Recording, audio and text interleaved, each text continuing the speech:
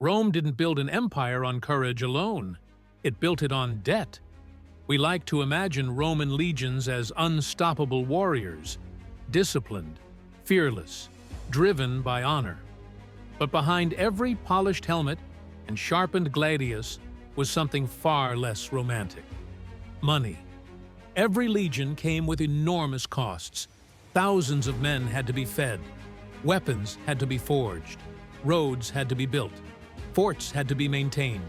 Horses needed constant supply. Siege engines required timber, labor, and logistics.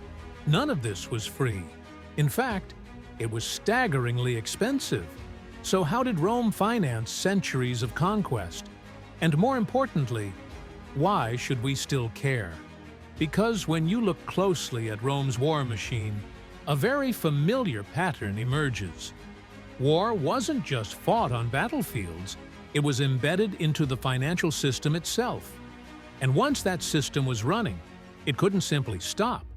Expansion stopped being a choice. It became an economic necessity. Sound familiar? In the early Republic, Rome's army was made up of citizens. If you owned land, you could be called to fight. You brought your own equipment. You fought, then returned home. But as Rome expanded, that model broke down. Wars became longer. Frontiers moved farther away. You couldn't leave your farm for years and expect life to be waiting. Rome needed professional soldiers, so the state stepped in and began paying wages. Not generous ones, but enough to secure loyalty. Then came the real turning point. Conquest itself became a revenue model. Each new province meant more taxes, more slaves, more mines, more tribute. War began to fund more war. But Rome didn't rely on taxes alone. It relied heavily on borrowing.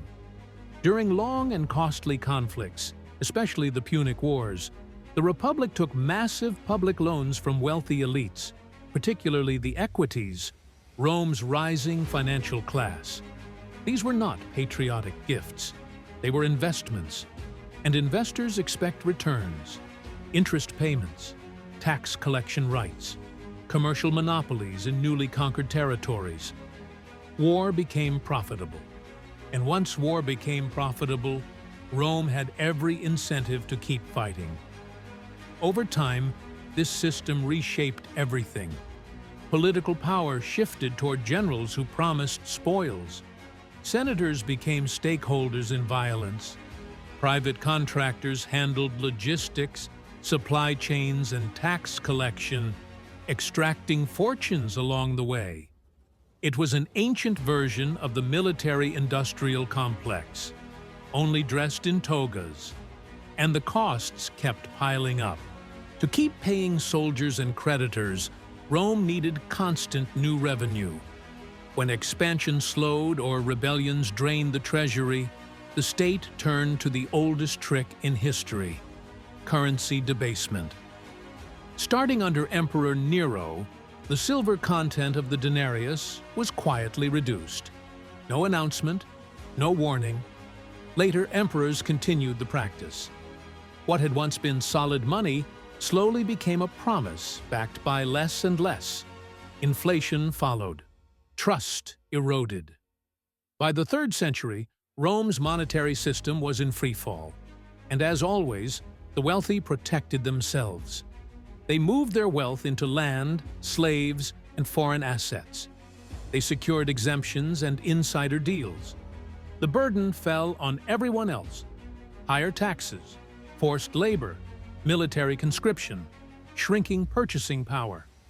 This wasn't just a military decline, it was a monetary collapse. Now, pause and look around today. Governments running massive deficits. Wars financed almost entirely by debt. Central banks quietly expanding the money supply to cover the gap. A financial elite growing richer through defense contracts and crisis profits. An economy that depends on constant expansion just to stay stable. It's not a perfect parallel, but the pattern is unmistakable.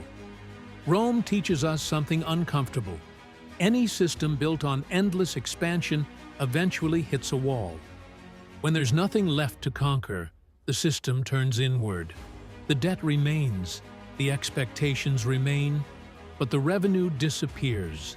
That's when the state begins squeezing its own people. Rome raised taxes, debased its currency even further, increased control, distracted the masses with bread and spectacle while elites fortified their estates. Today, we use different words: taxation, monetary policy, quantitative easing.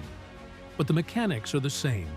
Money flows upward, inflation hits the weakest hardest, and debt quietly becomes normal. This is why economic history matters.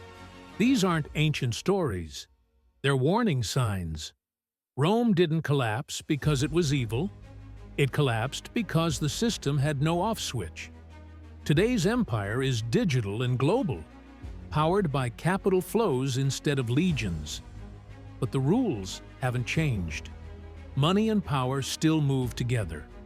War is still profitable, and financial illusions still work, until they don't.